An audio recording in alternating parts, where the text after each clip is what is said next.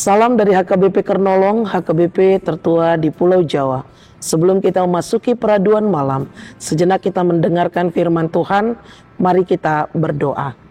Ya Allah Bapa yang Maha Pengasih juga penyayang, terima kasih atas penyertaan-Mu dalam hidup kami.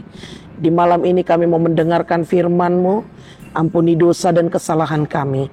Hanya di dalam nama anak-Mu Yesus Kristus, kami berdoa dan mengucap syukur. Amin.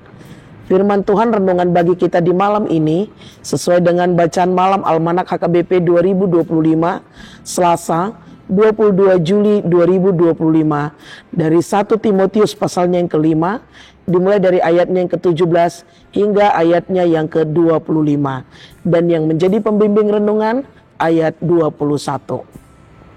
Di hadapan Allah dan Kristus Yesus dan malaikat-malaikat pilihannya, kupesankan dengan sungguh kepadamu, camkanlah petunjuk ini tanpa prasangka dan bertindaklah dalam segala sesuatu tanpa memihak. Miliki integritas yang taat kepada Tuhan. Bapak Ibu, saudara-saudari yang dikasihi Tuhan Yesus Kristus, kita berpikir bahwa seorang pemimpin seringkali dianggap tidak memerlukan nasihat.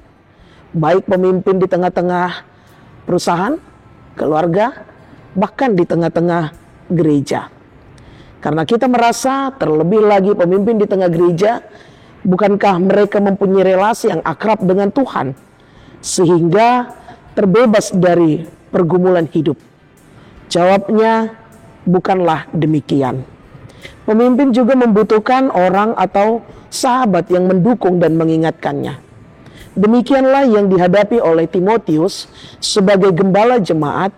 Timotius menghadapi berbagai masalah yang terjadi dalam jemaat, termasuk dosa para pemimpin atau gembala gereja.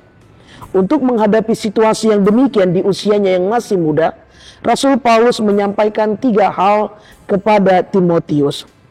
Pertama, dalam kepemimpinannya sebagai gembala gereja, dia haruslah bersikap tegas terhadap dosa. Tidak ada kompromi dengan dosa. Dia harus berani menegur, mengingatkan bagi setiap mereka yang melakukan dosa, termasuk pemimpin atau gembala gereja.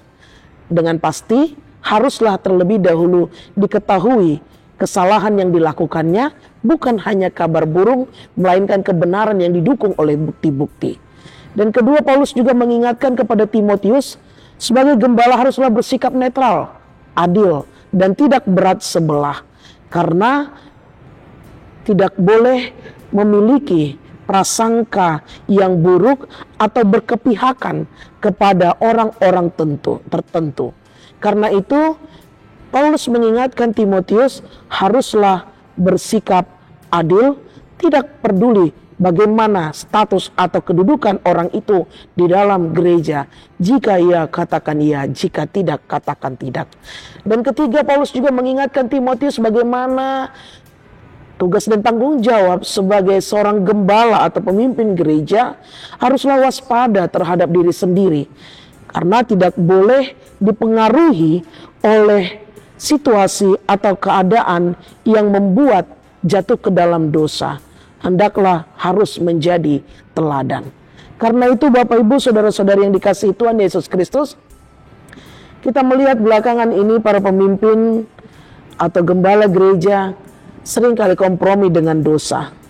Nats kita pada malam hari ini juga mengingatkan kepada kita juga adalah pemimpin-pemimpin kecil, baik di tengah keluarga, pekerjaan, lingkungan, dan dimanapun kita berada. Hendaklah sebagai seorang pemimpin, kita tidak jatuh dalam dosa dan terbuai dengan ajakan-ajakan atau rayuan yang jahat.